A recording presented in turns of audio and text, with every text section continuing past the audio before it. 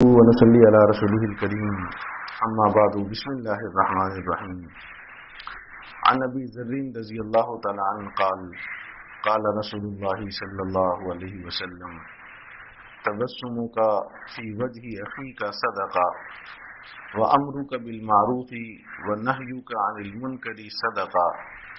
وارشادك الرجل في ارض الضلال لك صدقه وإماتتك الأذى والشوك والعزم عن الطريق لك صدقة وإفراغك من دلبك في دلب أخيك لك صدقة رواه الترمذی۔ حضرت ابو ذر رضی اللہ تعالیٰ عنہ سے مروی ہے، فرماتے ہیں کہ حضور نبی کریم صلی اللہ علیہ وآلہ وسلم نے ارشاد فرمایا تبسمک فی وجہ اخیک صدقہ، تیرا اپنے مسلمان بھائی کا چہرہ دیکھ کر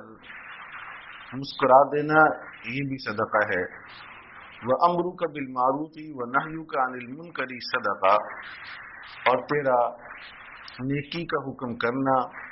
اور برائی سے روکنا یہ بھی صدقہ ہے۔ وَإِرْشَادُكَ الرَّجُلَ فِي أَرْضِ الضَّلَالِ لَكَ صدقہ، اور تیرا کسی آدمی کو، بھولے ہوئے آدمی کو راہ دکھا دینا یہ بھی صدقہ ہے۔ وَإِمَاتَتُكَ الْأَذَى وَالشَّوْكَ وَالْعَزْمَ عَنِ الطَّرِيقِ لَكَ صدقہ، اور تیرا راستے سے تکلیف دہ چیز، کانٹا اور ہڈی وغیرہ کو دور کر دینا یہ بھی صدقہ ہے۔ وَإِفْرَاغُكَ مِنْ دَلْبِكَ فِي دَلْبِ أَخِيكَ لَكَ صدقہ، اور تیرا اپنے ڈول سے اپنے بھائی کے ڈول میں کچھ ڈال دینا یہ بھی صدقہ ہے۔ عام طور پر صدقہ کا مفہوم ہمارے دلوں میں یہ ہوتا ہے کہ کوئی مالی چیز صرف کی جائے تو یہی صدقہ ہے، پیسہ صرف کیا جائے، کوئی اور چیز دی جائے، بلکہ اس زمانے میں تو یہ ہے کہ کالا بکرا دیا جائے تو ہی صدقہ ہے۔ گھر میں بیماری آ گئی، پریشانی آ گئی تو لوگ اس بکرے کے صدقہ کو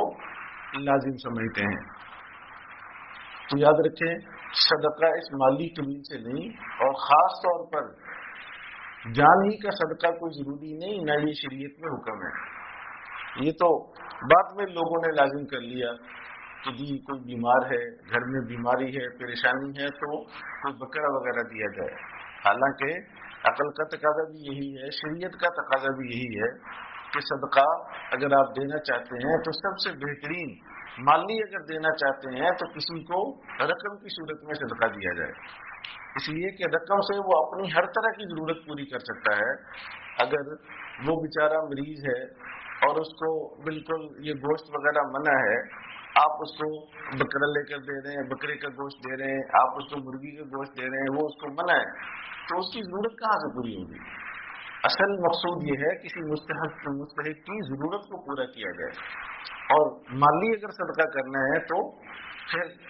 آپ رقم کی صورت میں صدقہ کریں۔ یہ گوشت وغیرہ یہ کوئی ضروری نہیں ہے، نہ شریعت نے لازم کیا۔ ہاں اگر کسی نے گوشت بھی دیا تو یہ بھی صدقہ ہو جاتا ہے،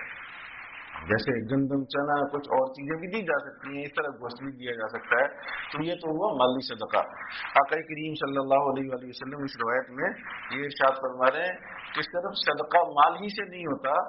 تیرے عمل سے بھی صدقہ ہو جاتا ہے۔